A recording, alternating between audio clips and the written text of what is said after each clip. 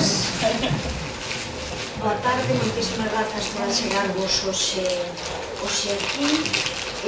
Estamos de aniversario, que é de festa, non o veredes no calendario do libro e da lectura, pero eso ten máis que ver con que é unha moderna e por efeméride que estamos a gozar e que queremos lembrar. Cúmprense 50 anos da edición dos Soños na Gaiola, e un libro que é básico para todos aquelas que somos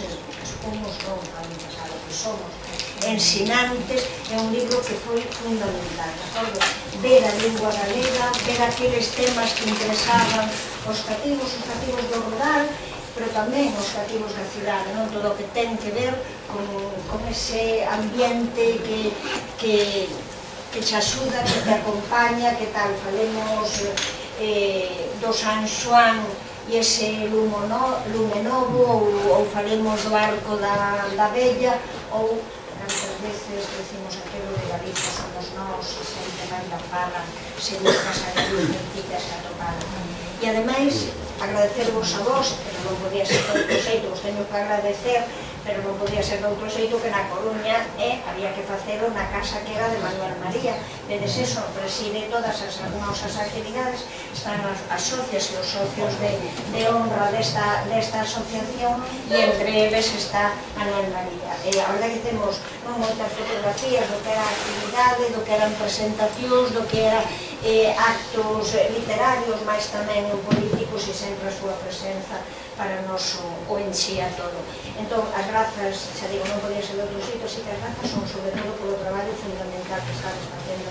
Este libro que hoxe, que é unha edición facsímil da primeira edición, fermosísimo, que leva ademais un estudo de Monse Pena, que tamén nos acompaña hoxe aquí, que creo que tamén é fundamental, ese estudo sobre a literatura que xa é clásica, que xa deixou Pouso, así que xa leita moitas grazas, Alberto moitas grazas, porque eles sí que o teñen claro, e creo que seguramente coincidimos con todos os que están aquí. A millor maneira de reivindicar a un escritor é ensinando a súa obra, amosándoa, que a xente a poida disfrutar, poñéndoa tamén a prezos que nos sexan asequibles para todos. No seu caso fan algo ainda máis importante, que é a Casa Museo. Se queda alguén que aquí na nona fora ver, por favor non deixedes de velo, que é ese homenaxe a un escritor, pero un homenaxe a todos aqueles que queremos a lingua e a cultura. Moitísimas grazas.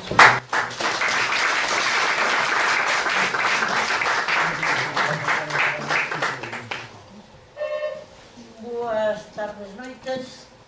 Eu sempre empezo polo público, pero como María José teño que empezar por ela, porque o que acaba de decir, por a disposición de Alexandre Bóveda, por todo iso. Así que gracias, María José. Gracias ao público, que é un público moito, xa teñen parte. Hai aquí xente do padroado, bibliotecario, e eu que sei o que hai aquí. Asociados a socios da Casa Museo Manuel María, e todos son amigos.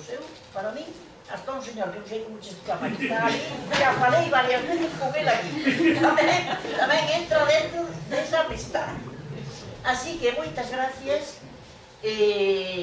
a ver si non nos cansamos moito, porque con un secretario tan activo a veces complica a vida da xente, non? Bueno, repito as gracias, porque agora pasará a falar despois de min Alberti, que, como dicía o meu irmão de Manuel, é o que sabe, que sempre dicía iso a todo o mundo se o veía, o que máis sabe está calado, dicía. E o Manuel pasaba con el, e logo terminará, como é lógico, a profesora Monse Pena, que máis? Presas.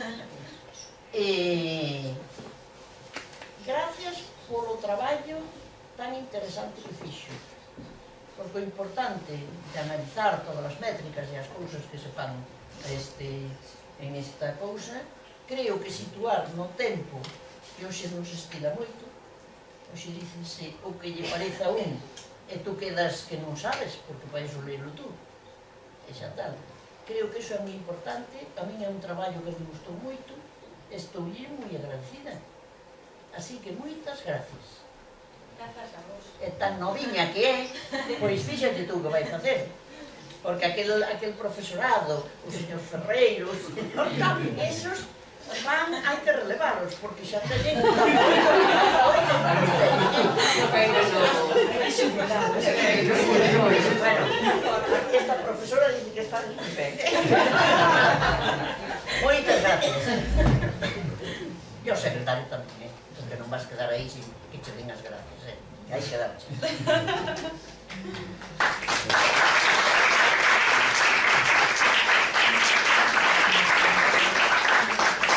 Bueno, pues moi boa noite, moitas grazas reiteradas as que vos dabas a letra.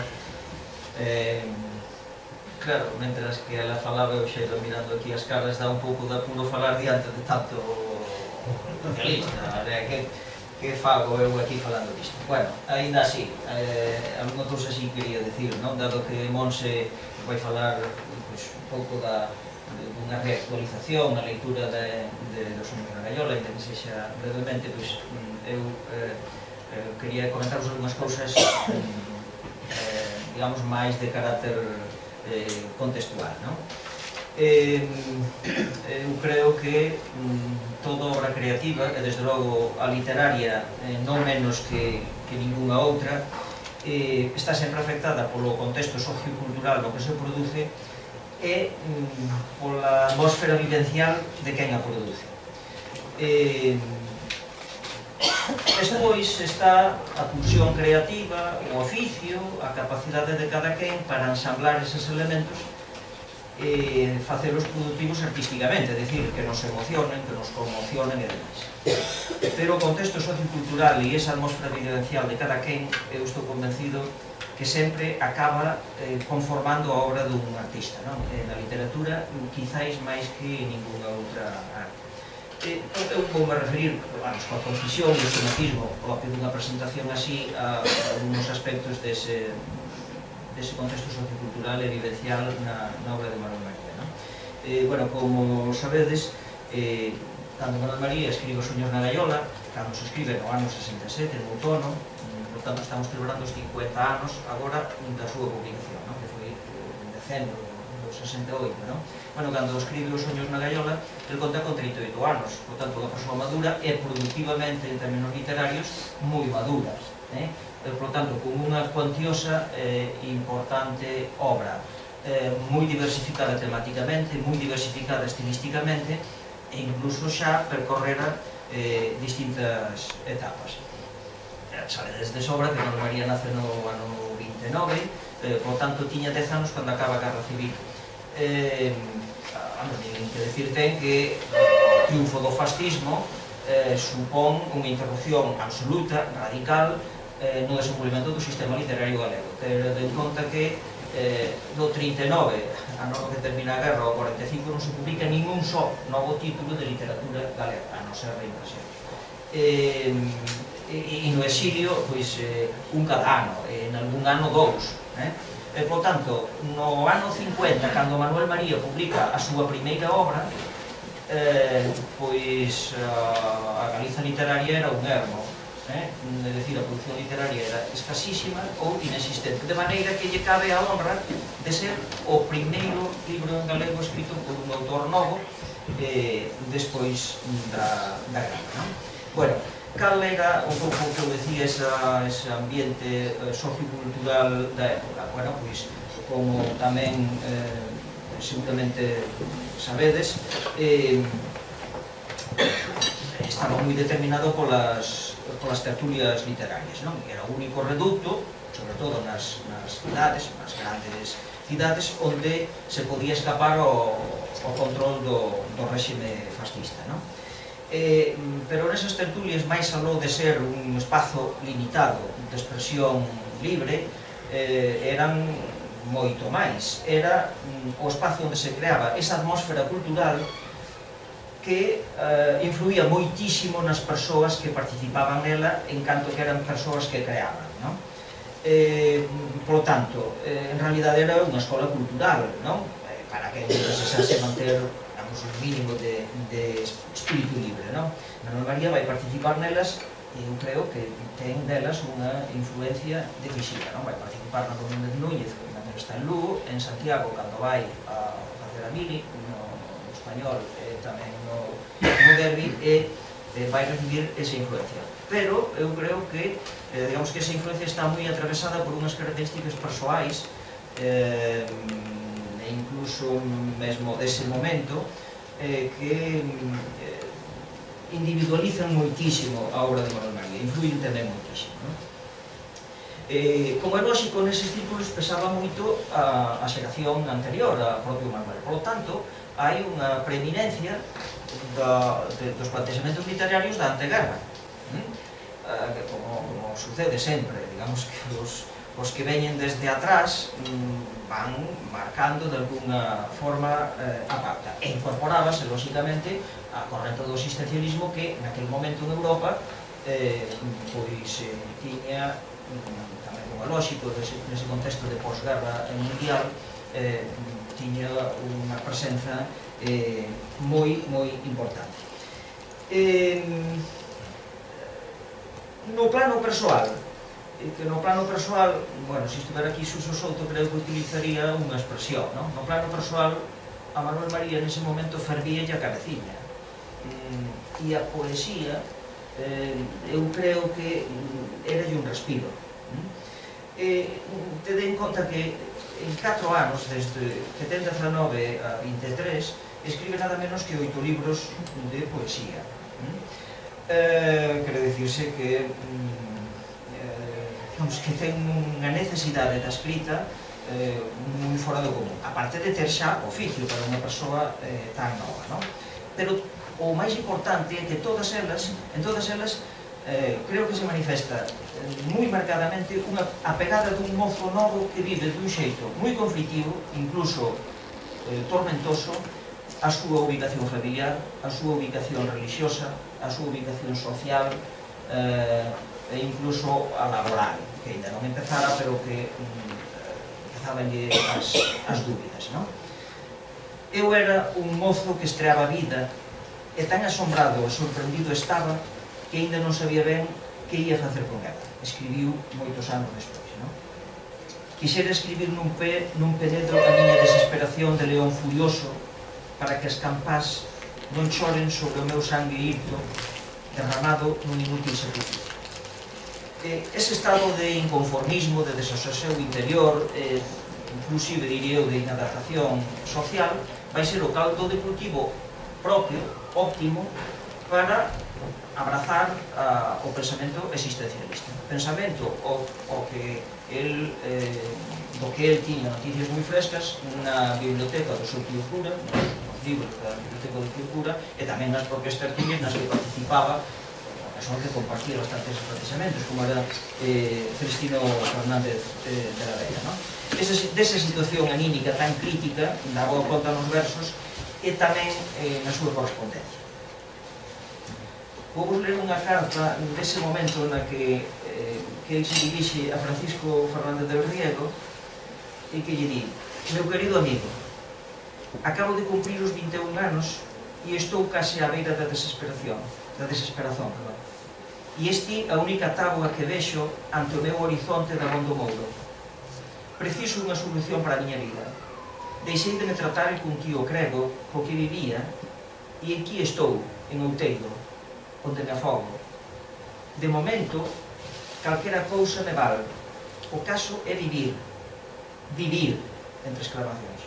Logo, xa verei o xeito de preparar unhas oposicións ou que sexa.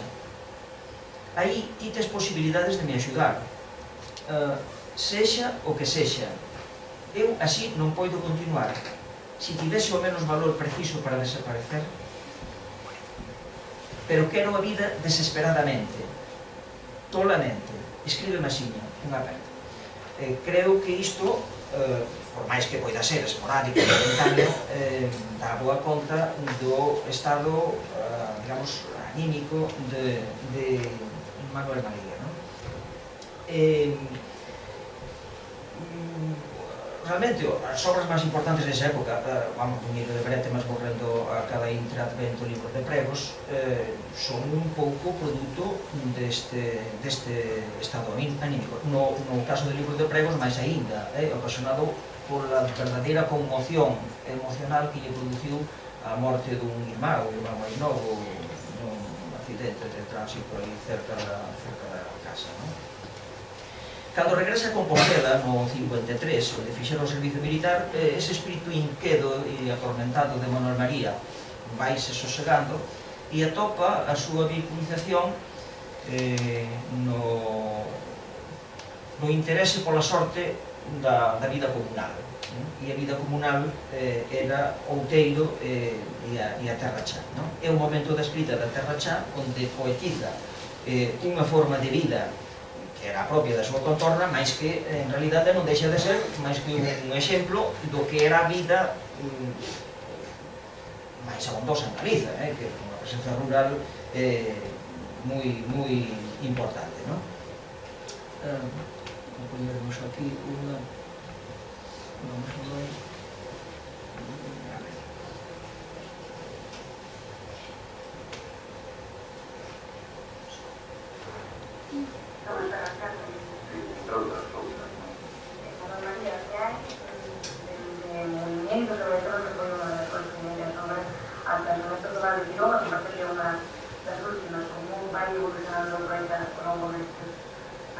É a última.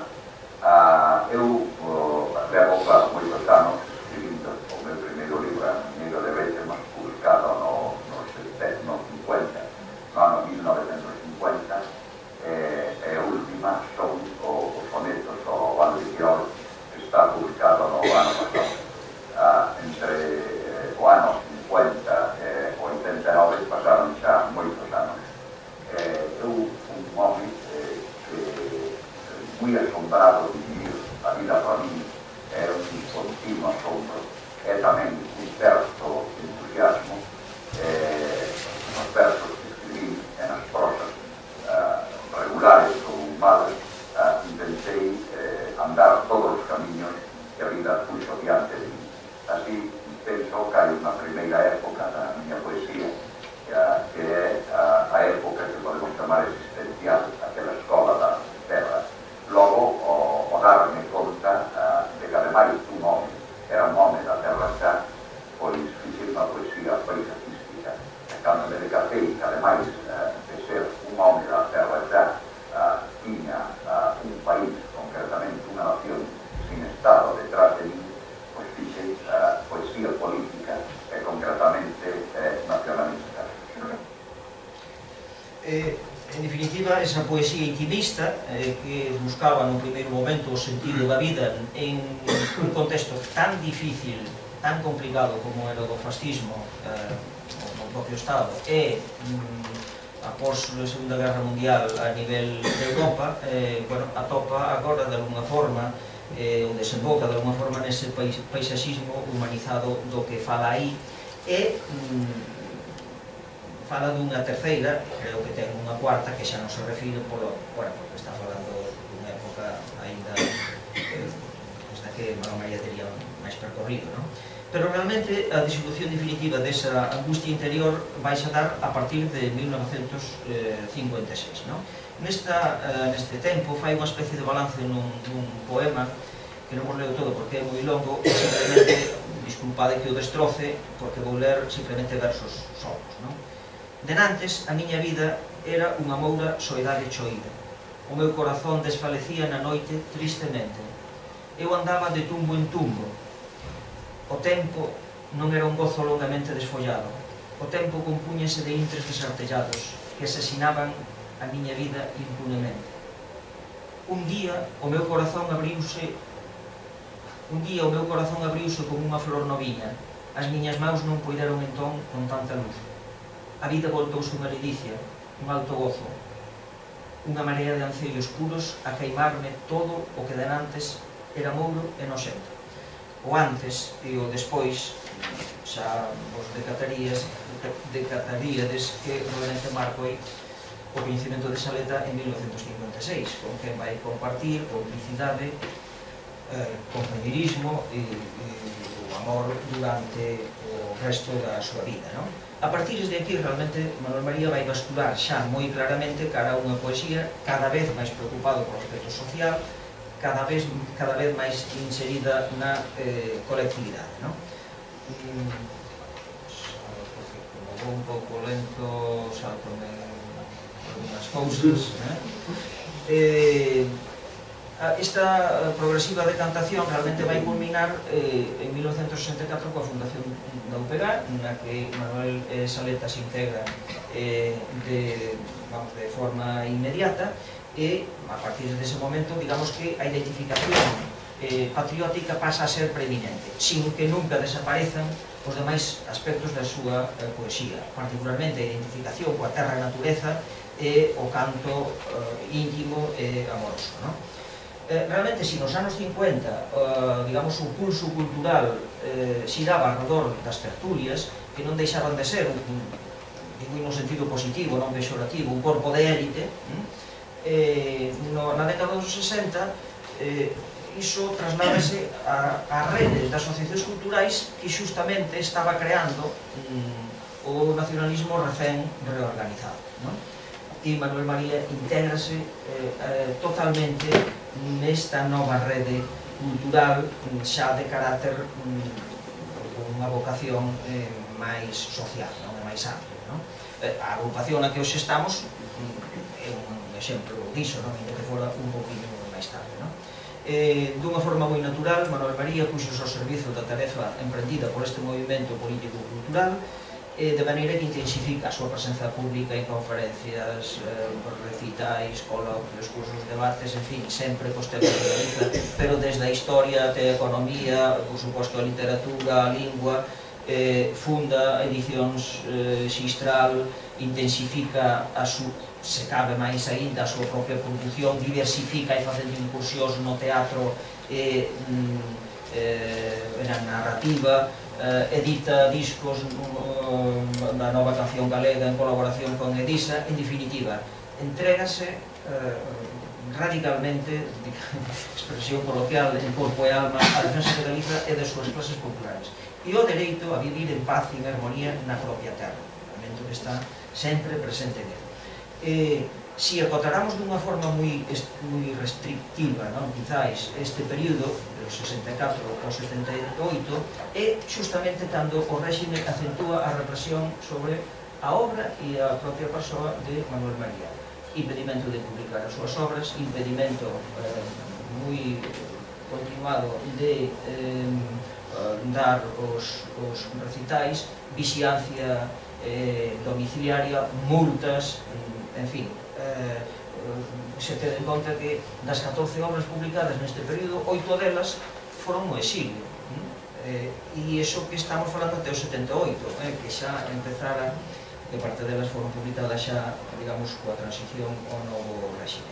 Xustamente este é o período no que Manuel María escribe as dúas obras poéticas importantes, claramente destinadas aos nenos e as nenas, Os soños na gaiola, escritos no 67, e as ruas do vento feire, escritas no 78, publicadas cada unha delas no ano seguinte. Bueno, no caso dos soños na gaiola, a pesar de producirse, ser unha obra que se produciu neste momento de compromiso, digamos, explícito cos postulados nacionalistas, tal como el mesmo decía aí, realmente, se por algo chama a atención esta obra, é pola capacidade, a mí polo menos, pola capacidade do seu autor para levar a eses versos unha inocente, suposta inocencia infantil da natureza, das cousas, da xente, dos animais, dos paxaros, en definitiva, da súa contorna. Unha inocencia, candidez, imaginación e ingenuidade infantil que impregna todo o poemario. Non me resisto isto, bueno, vamos a ver, poñer polo menos un na voz dele, non? Poñemos, por exemplo,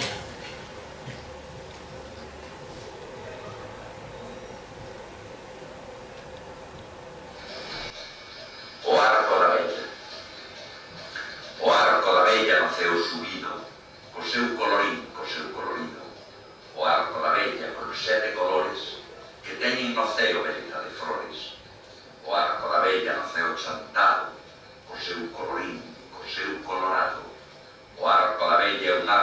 triunfal, con 7 guerreiros que en quen fan mal, o arco da bella de luz feito é, resulta un milagre que siga de pé. Realmente estas características non converten a obra nunha anomalía da época, nunha anomalía no sentido de que, a pesar de ser unha época de compromiso militante de Manuel María, parecería unha obra absolutamente inocente, non o é, bueno, por moito de eso xa o explicará mellor Monse, pero en calquer caso pola intencionalidade e o carácter inaugural da propia obra, non? Manuel María era moi consciente do papel que debía cumplir a obra, non? Encher ese oco existente na literatura galega, ir completando a arquitectura do sistema literario galego que tiña unha carencia fundamental, que ainda non dispunha de versos para nenos e para nenas, non? Coido que, ademais da marcada vocación literaria, o que explica a inmensidade da obra de Manuel María en cantidade, en diversidade temática, estilística, de xéneros ou de públicos, é a súa convicción de que a creación literaria podía cumprir un papel importante na recuperación lingüística e na dignificación da nosa cultura.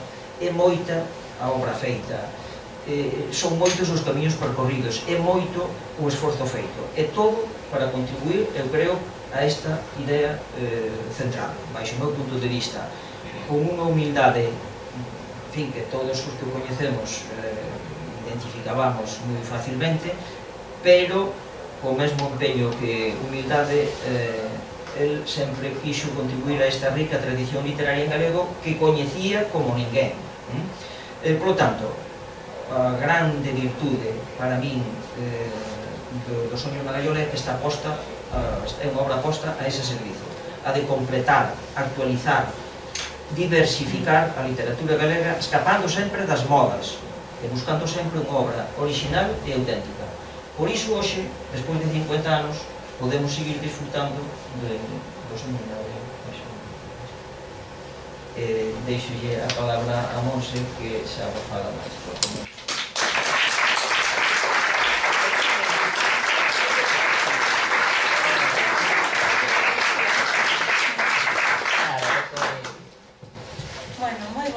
Moi boas tardes. Eu teño que empezar, como é costume nestes actos, polos agradecementos, pero ademais por uns agradecementos que non son os formais, os que se teñen que dar, senón que son de verdade. E son de verdade porque eu lle quero agradecer moito a Fundación Manuel María, especialmente a Saleta, que confiasen para facer este traballo tan fermoso, que foi un auténtico luxo para min, nunha profesora nova e precaria. Eso non nos fai todo o mundo, non nos fai todo o mundo. E ademais non nos coñecíamos cando me fixeron a encarga, entón eu recibín esta encarga como un regalo, non? As outras persoas que forman parte da Fundación Manuel María, coas que eu tiven máis trato de cerca, como Alberto e Antón, lles quero agradecer tamén, está ali escondido, pero estou no vendo, lles quero agradecer moi especialmente porque me fixeron dos mellores correctores de probas que tiven nunca. Nin nas mellores das editoras pasa isto, non? Faime tamén unha especial ilusión estar na Asociación Cultural Alexandre Bóveda por varios motivos, polo seu labor histórico a prol da cultura galega, pero tamén porque detrás cheguei e xa me quedei con iso, ainda que o sabía, pois está a foto de Manuel María e a foto de Luisa Villalta, que foi a miña profesora de galego de Sada, e que queremos unhas letras para lembrala por todo o traballo que fixo. E non sigo por aí porque non podo falar dos soños na gaiola, que o que veño hoxe aquí, non? O estudo tituleino moi pretenciosamente, logo cando vin impreso dixen que fixen aquí unha Galicia que vai nos sentimentos claves para unha nova lectura dos soños na gaiola. Quizáis o que fixen non é unha nova lectura, senón máis ben unha nova contextualización do poemario, valéndome de moitísimos fondos moi interesantes que estaban na Fundación Manuel María. Saleta dicía antes na súa intervención que normalmente agora pois se fan poucos estudos contextuais ou sociolóxicos, que a min é a parte que máis me interesa da literatura, porque me parece que nos permite entender todo doutra maneira, non? Entón, quizáis, tomade estes pequenos apuntamentos que vou dar do estudo, o básico, pero tamén sen entrar en moitas fonduras, como un intento dunha nova contextualización, non? Tamén me gustaría que esta pequena achega que fago permitise poñer ou repoñer en valor a obra, indo máis alá de certos tópicos que circulaban sobre ela, non? O primeiro do que coido que hai que falar é o interese xenuíno que tiña Manuel María na literatura infantil. Isto a min intrigoume moitísimo, porque non me acababa de creer que un poeta como era xa consagrado na altura, como acabamos de ver polo que nos contou Alberte, de repente lle dera o punto, por así dicilo, e se puxese a escribir versos para nenos. Parecíame moi sorprendente, pero sorprendeume, porque foi así. Quero dicir, non hai ninguna persoa que o impulsara a escribir literatura infantil. E cando ele o fai, había pouquísimos libros de literatura infantil en galego, non? Despois da guerra, prácticamente ningún. Poemarios, tan só Roseira do teu mencer, de Xosé María Álvarez Blázquez, que publicara para a súa filla no 1950 en concreto, e cunha difusión moi escasa, non? Un traballo que fixen moito foi revisar o epistolario con Neira Vilas, porque se Galaxia comeza a publicar traducións de literatura infantil nos anos 60 é porque Neira Vilas lles di, un pouco seguindo o exemplo que ele estaba vivindo en Cuba, que a literatura infantil vai chegar un momento en que vai ser necesaria e que teñen que empezar a traducir, e por iso Galaxia empeza a editar algunha cousiña con La Galera, a editorial catalá, e por iso poñen tamén a Xoana Torres a escribir literatura para nenos e nenas. E poñeno, isto teño comprobado a través da documentación, porque é a muller cercana a Galaxia. E xa se sabe que as mulleres somos as que temos que escribir literatura infantil. Entendan, por suposto, a ironía, non? Por estar máis achegadas ao mundo do neno e da nena. Pois ben, este poeta que era Manuel María, no outono de 1967, ponse a escribir estes versos para nenos. En as entrevistas posteriores vai dicir que o fai porque ten nostalgia da infancia e por outra cousa moi importante, dase de conta que no ámbito galego faltan versos para a infancia, e el, lembrando a súa nenés na aldea, quere darlle aos nenos e nenas eses versos, esa musicalidade, non? É curioso porque a partir de aí, da escrita de Os soños na gaiola, parece desenvolver un programa moi consciente en relación á literatura infantil. Do ano 1968 e tamén Barriga Verde, a farsa teatral, as aventuras e desventuras da Espiña de Toxo chamada Merenguela do 72. Sabemos que ele tamén é un moi interesante escritor teatral e que estes textos poderían ser lidos e escoitados pola rapazada, non? Curiosamente, non se volve a dedicar á literatura infantil ata finais dos anos 80, en concreto no 91 se publica o primeiro libro da triloxía de Manuel de Paderna. Creo que isto tampouco é aleatorio, e non é aleatorio porque a literatura infantil e juvenil galega nese momento faltanlle textos para mozos e mozas. Antes faltaban textos para nenos, nese momento pois faltaban textos para mozos a partir de 12, 14 anos, non? E el, de novo, volve a facer a súa chega fundamental. Ben, centrándonos xa un pouco máis nos soños na gaiola. O primeiro do libro, que a min me encanta, é unha historia, bueno, un pouco dura, Xaleta nos pode dicir que a viviu, pero a min me divertiu moito ver como el defendeu a edición e a problemática da publicación dos soños na gaiola. O primeiro primeiro lugar, o que Manuel María manda ao poemario é Galaxia. Galaxia dille que non hai publicación. Non lle din por motivos políticos, é por motivos políticos, pero eles que son moi educados dinlle que a literatura infantil lle resulta antieconómica, que están perdendo cartos coas edicións infantis. Só tiñan 4 libros naquela altura infantis, non? Manuel María non o cree moito, isto e facía ben en non crelo, porque o mesmo ano que el lles manda para publicar Os Soños na Gaiola, Galaxia publica A Galiña Azul de Carlos Casares. Entón, aquí pasa algo, pois pasa que non había boa sintonía con Ramón Piñeiro, que creo eu que rexeita Os Soños na Gaiola e que ao mesmo tempo lle insiste a Casares unha e outra vez, isto está aprobado polo epistolario, non mo estou inventando eu agora, que por favor publiquen Galaxia A Galiña Azul. Bueno, creo que cometeron un erro, non? Visto co tempo. Entón, unha das inquedanzas de Manuel María é onde vai publicar o poemario. E xurdelle a oportunidade de publicalo nunha empresa de Lugo que se chamaba Cartonaxes Agni. E Cartonaxes Agni era unha empresa de cartóns para pastelería. Pero Ángel Gómez Camarón, o empresario que a levaba, pois tiña un punto galeguista. A súa muller era mestra e publicara xa algunha escolma e vai seguir publicando, curiosamente, algunha cousa en galego. Entre eles, pois, a folea certas reedicións de Castelao, non? O problema con Cartonaxes Agni vai xurdir cando Manuel María se dá conta de que a edición vai ser moi pobre, e uso palabras dele. De feito, vai ser tan pobre que sobe unhas probas antes da edición do poemario. E xa sabemos que cando sobemos unhas probas, pois, aquilo... Sí, está cheo de grallas, pero hai un drama peor que se pode ver neste fascímile.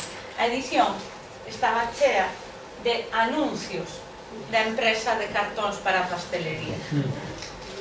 E ollo, que non pase como nun xornal que nos puxeron, verdade, que o poemario se publicara en bandexas de pastéis. Non, temos aquí un fascicular, pero tiña anuncios da empresa.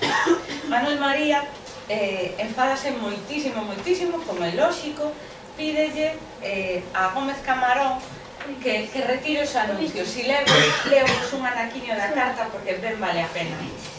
En canto ao libro, non quero, en maiúsculas, que leve anuncios no texto. Ademais de derramar o texto, é unha cousa dun evidente mal gusto, de que a tal punto que de levar anuncios no texto ou entre os poemas, prefiro non publicalo e telo no caixón da miña mesa en agarda de mellor oportunidade. Coa nota túa, hai unha presentación do empresario ao comezo do libro e con poñer nunha das primeiras follas que a edición se debe a Cartonaxes Agni, coido que chega, faise a publicidade e non se emporca o libro.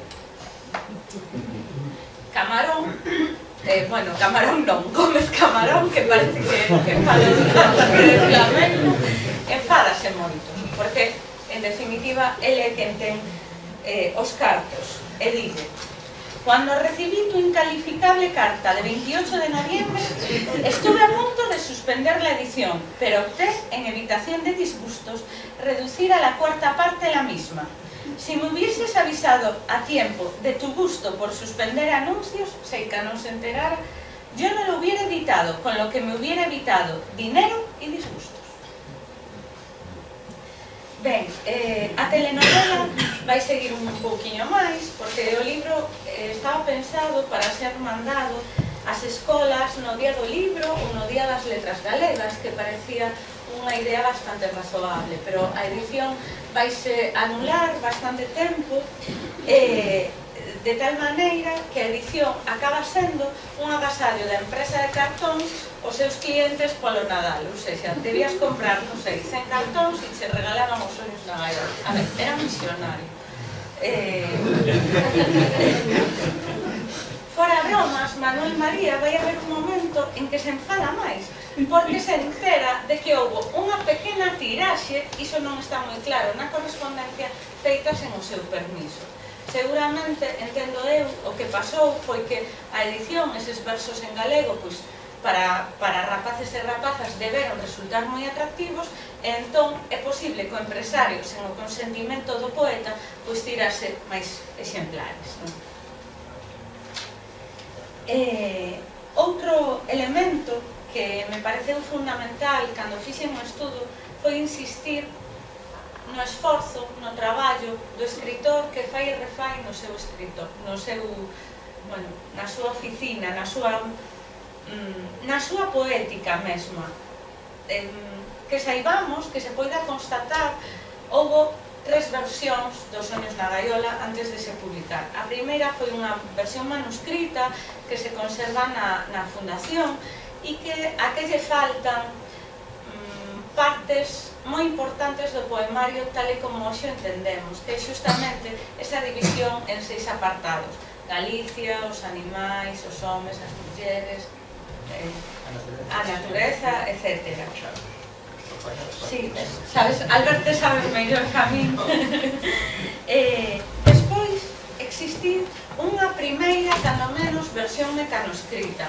Sabemos isto tamén polos epistolarios cruzados. El mandalle a Neira Vilas, por exemplo, é un dos seus lectores, e aí onde xa aparece esa estructuración por parte, e tamén un poema que non está na primeira versión e que non deixa de ser importante, que é A Muiñeira. O poema da Muiñeira, ainda que ten un toque pois costumista, moi popular, moi de festa, ten moita singularidade porque é un dos dous que conforma a parte Galicia. Seguramente o escribiu para darlle unha parte autónoma a ese, o que creo que é a composición máis famosa e máis coñecida do poemario, non? E despois habería aínda unha primeira edición, a que se reproduce aquí, na que se quedan fora aínda 2 composicións que sí que estaban nese mecanoscrito, en concreto o Peto e a Lavandeira. Para que vos fagades unha idea, en principio, Os Soños na gaiola ia ter 50 poemas, esa era a idea de Manuel María. Despois engade a Muiñeira, pero finalmente acaban caendo o Peto e a Lavandeira, justamente por este perfeccionismo tan del, non? Que a min, que son tamén un pouco maniática con refacer os textos e tal, me gusta moitísimo porque nos fala de todo o traballo que hai detrás dun poemario que tras esa etiqueta de popular se nos ten dito que case lle saía a él, que se levantou un día e que o escribiu rapidísimo. Pois non, hai un escritor coa súa mesa de traballo que sabe moi claramente que poemas si, cales non, que se preocupa e do que se documentan polo menos 3 versións. Eu creo que hai outra máis, que non se pode documentar, porque non creo que el mandase o prelo a versión mecanoscrita que sabemos que existiu tal e como estaba, non? Outro dos puntos nos que incide o estudo é sobre a significación do poemario, do que falou xa Albert un pouquiño. É certo que o poeta ou o lírico que aparece se posiciona como retratista de intres entre a infancia labrega e un mundo que está en transición. Eu teño a sensación, lendo a obra, que parece que el quere sacar fotos daqueles momentos, daqueles elementos que conforman a súa mirada infantil e que o sabe facer poñéndose, ademais, detrás dos ollos dun neno e dunha nena, non? Faino empregando moitísimos recursos nos que non me metín demasiado no estudo porque xa había traballos nesta liña, que empregan moi ben a sonoridade, a repetición e tamén o influxo da cultura popular galega en ditos, en lendas e en cancións. Pero creo que tamén, justamente por ser un poemario infantil, se ten minusvalorado un pouco a parte social do poemario. Aquí influíron varias cousas. En primeiro lugar, as primeiras lecturas que se fixeron do poemario. Bastante, se me permitides a palabra, cursis.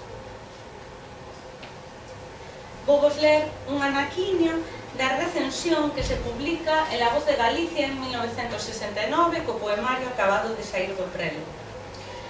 Una ágil gracia recorre todas y cada una de las composiciones, donde tanto la intención como el dominio del verso es sobresaliente, así como el idioma empleado, tan querido por el autor lucense, que en su voz adquiere una musicalidad teñida de las mejores nostalgias.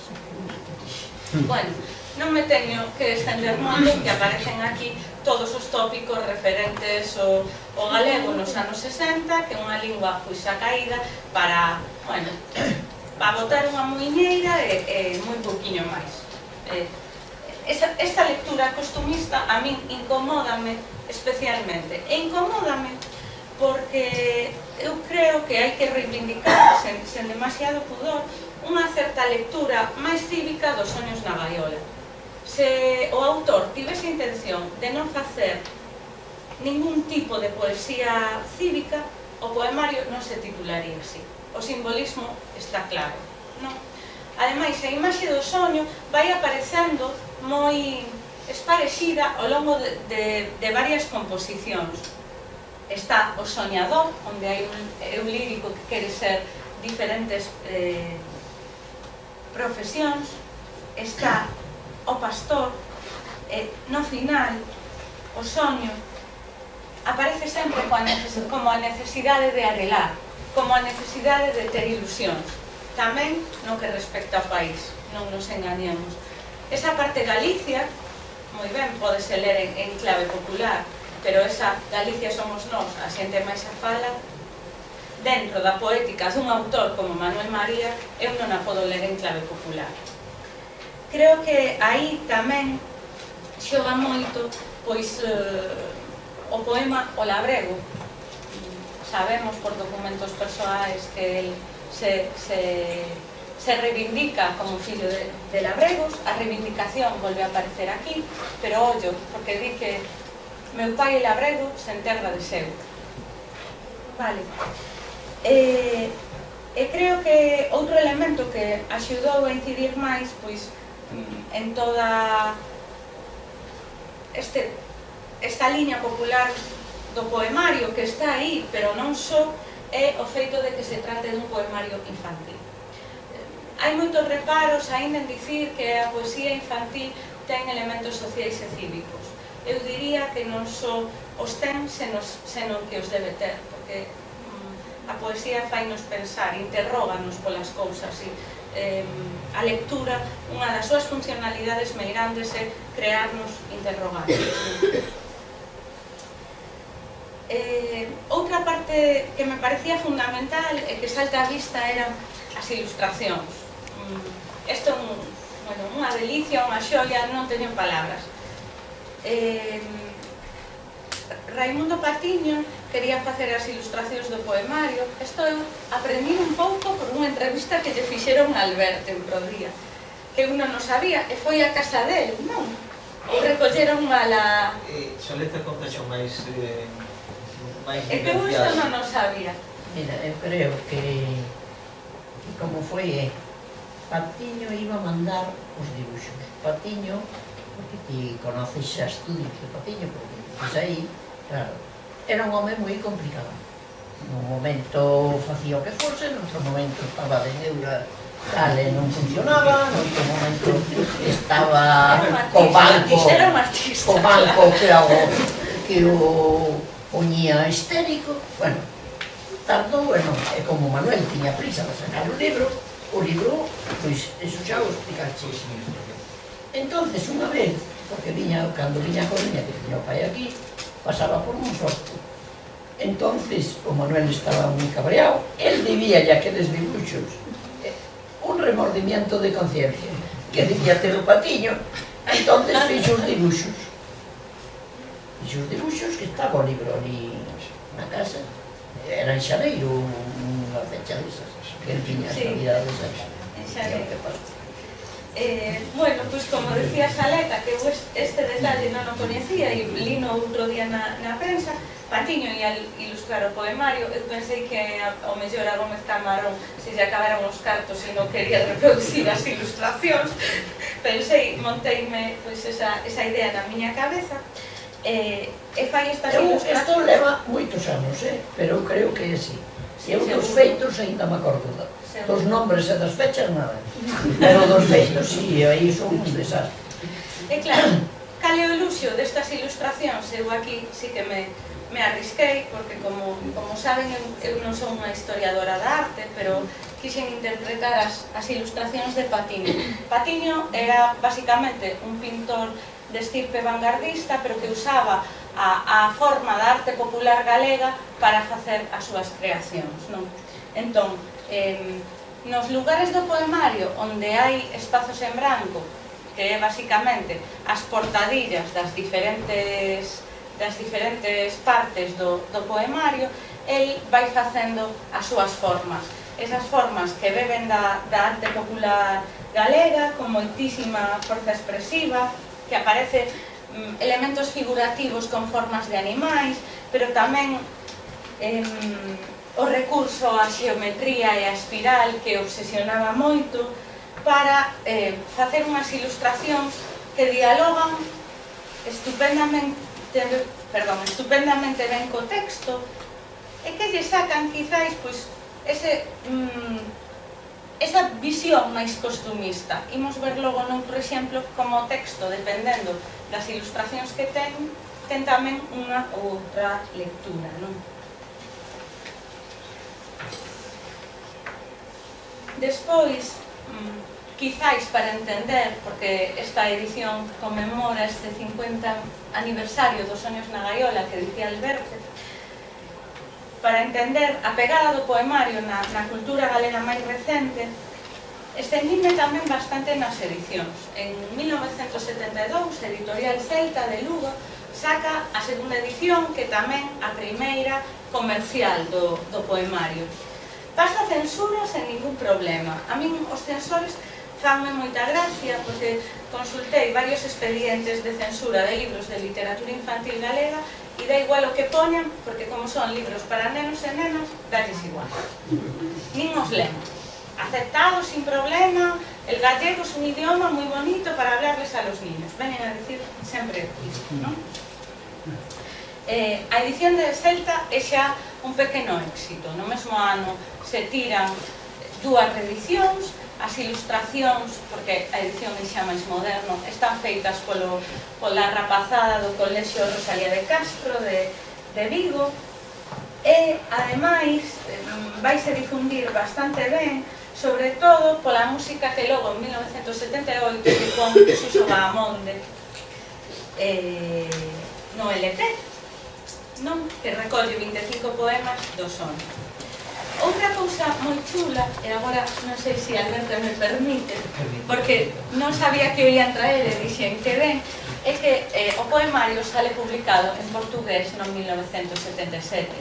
Non é exactamente unha traducción, é máis ben unha versión da que se publican 25 poemas, quen o publica é Antonio Mota, amigo e editor de Manuel María en Portugal, na Caixa Xeral de Depósitos de Lisboa, que era unha xuntanza de traballadores que publicaban textos de Marx, de Engels e de Manuel María. Estaba aquí todo, non?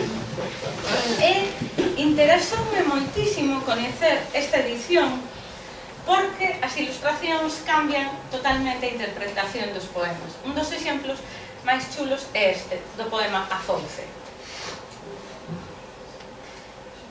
Non teño que explicar moito. As ilustracións, ademais, din que están asignadas por Branque Camilo, en principio non eran as persoas que os ian facer, pero eu teño a sensación de que os autores das mesmas non lles apetecían moito firmalas, iso deixaron o seu nome de tira.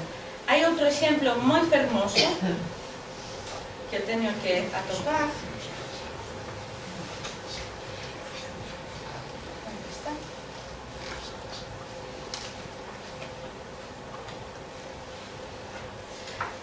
a do poema O Labrego. Miren a ese labrego cos carabéis en alto no 1977 da edición portuguesa, non? Emociona mesmo velo. En xeral, xogan bastante estas ilustracións coa idea do soño, sobre todo porque, bueno, emprega o que podería ser ese eu lírico moi unido aos elementos naturais, pero tamén dá unha perspectiva de estar por arriba, de voar. Hai varias imaxes pois do protagonista. Bueno, a idea do vento, os soños e a propia portada. O protagonista voa, non? As arelas están aí chegando. A pegada das diferentes edicións, sobre todo a partir de que Bahamonde dispone a música aos poemas, fai que durante moitísimos anos Manuel María reciba cartas de nenos e nenas, colexios enteiros, case que se poden ver tamén na fundación, e que para min foi unha das cousas máis emocionantes de ver, porque ali hai de todo. Cartas das que che di o profe, vamos a escribirlle a Manuel María, pero tamén cartas voluntarias, non? Ata hai xente que lle manda os recordos da comunión, que a min eso me deixou como ixo, non? Hai unha continuación evidente dos Soños na Gaiola, que é As Rúas do Ventoceiro, do 79.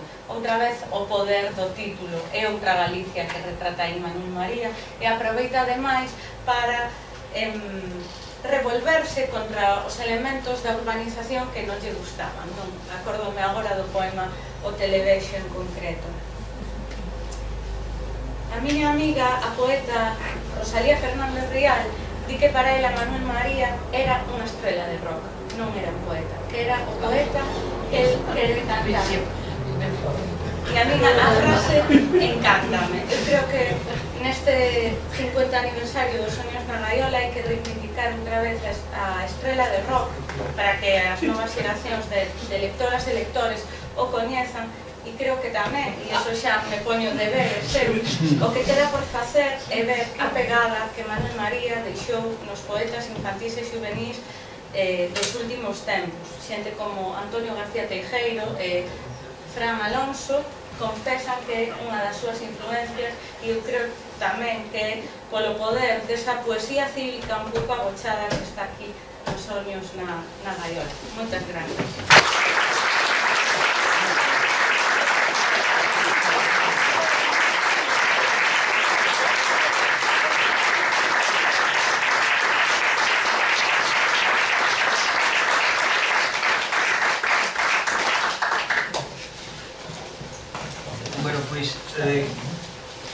Queríamos comentar un par de cousiñas así moi brevemente.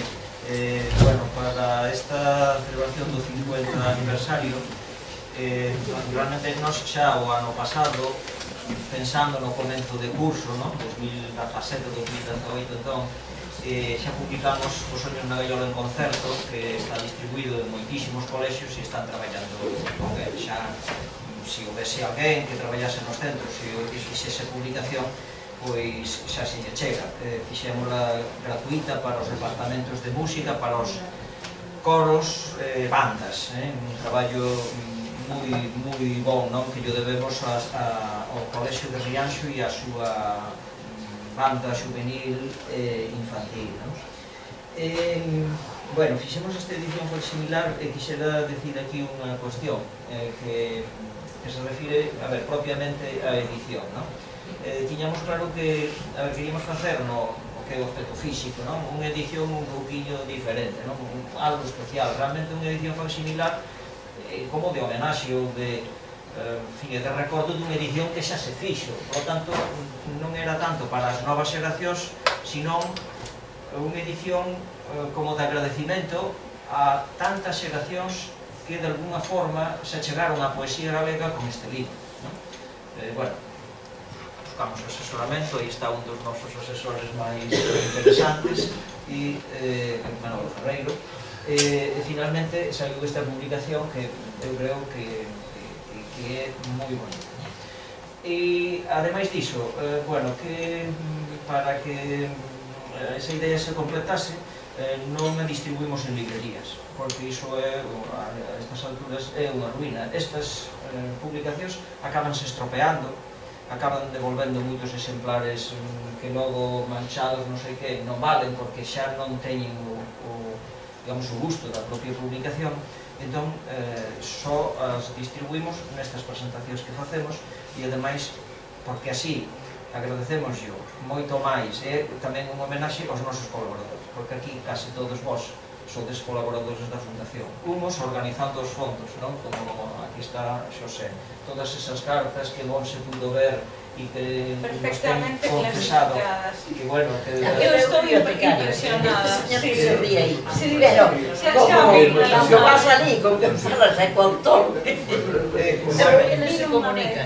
A min, cando Monse me dixo que, claro, que aquelo estaba como a Penzol, incluso en aspectos mellor, quedamos moi satisfeitos. Quedei moi emocionado, porque, claro, levamos 4 anos e a Penzol leva toda a vida e non temos, digamos, eses amparos, verdade? Podedes estar tranquilo. Podemos estar tranquilos. O de Penzol non se explica, cos medios que tiñan. Ben, pois, entón, tamén como un agasallo para iso, para tal, bueno, fixemos esta edición que poñemos a 5 euros, non? Para que todo o mundo que quixera, porque é unha edición de homenaxe, a pudera ter. Fixemos tamén, bueno, estamos facendo traballos cos centros, e fixemos tamén, bueno, 12 láminas, encargamos 12 láminas, o que creemos que é un dos mellores ilustradores galegos do tempo, non? Con un problema, que cando un quere contar cos mellores, pois nunca é cando un quere, e ainda que o fixemos con bastante antelación, nós queríamoslo facer para Nadal, non? Bueno, a unha, para utilizalas como calendario do 2018, non? Outra, bueno, pois para vender algunhas copias asinadas polo propio autor, porque nos parecía que iban ser así moi propias para agasallos de Nadal, Reis e demais, non? Isto non é posible porque ele ten moitísimo traballo, eso retrasouse, pero nos pensamos que despois dun Nadal ven o outro, e además a xente pensaba que a lámina se pode ver na casa Se pode conocer da discusión. sí, e además os nenos cumplen anos continuamente co cal hoxe tiñamos para poñelas aquí enmarcadas, pero houve un pequeno erro nas medidas, de maneira que o marco non valía por un centímetro que tiñen por aquí, e entón puxémolas así, que non dan así moita idea, e para que as vexades desde aí, como leva 1 minuto e medio, pois poñémolas a ver, fixemos unha chapuza rotunda, casi non se debe facer, unha chapuza rotunda, sacámoslle fotografías aquí, incorporámola, pero perdonade, o sea, se as queredes ver, pois vedelas aquí. Pero se pasades para ali vedes mellor, non ten? Hai sitio e ali non hai outra. Se non é moi difícil. Bueno, todas elas levan sempre un poema, nese caso o río, e a ilustración de Lama, non?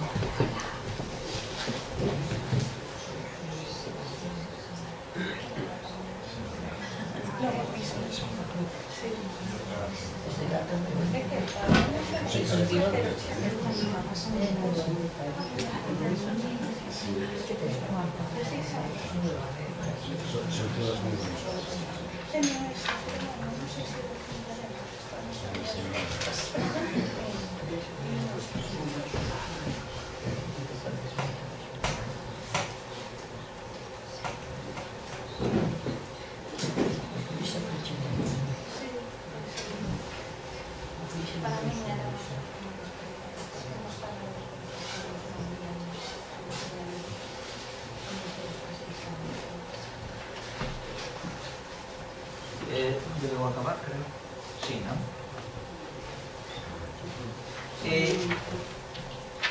Bueno, de maneira que fixemos a partir dos 12 orixinais, pois fixéronse 30 copias en formato igual que o original, que é como ese, tamén en formato A3, non? Porque, claro, os espazos son os que son, non? De maneira que se, digamos, que se asina o autor cada unha delas, por tanto son asinadas e numeradas, non? Da 1 a 30, non? Damos unha certificación de autenticidade de iso de limitación da obra, non? Aseguro-vos que nos costou moito dar con algún sitio que nos fixeran isto adecuadamente. E fomos fora do país, fixeron o peor que aquí, e volvemos aquí a un sitio que non localizáramos, fíxose, de xente que traballa en bibliotecas, en arquivos incunables, este tipo de cousas, e entón, bueno, fixeronnos unha cousa que eu creo que é moi decente, porque a acuarela é moi caprichosa. Vale. E isto era o que... bueno, e o que vos quería decir é que estas tamén as vendemos, para unha forma de recuperar unha parte do dinheiro investido nisto. As pequenas, que están por aí tamén, a 15 euros, e as grandes a 25. E agora, pois, falamos.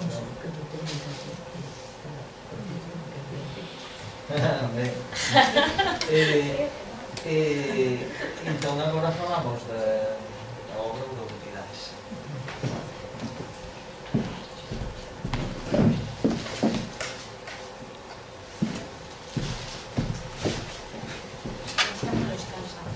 Deixámonos agotados. Mail de pregunta. Está perfecto. Os atentos eu estou de mirando, está non Pregunta de que non quere. non están de acordo.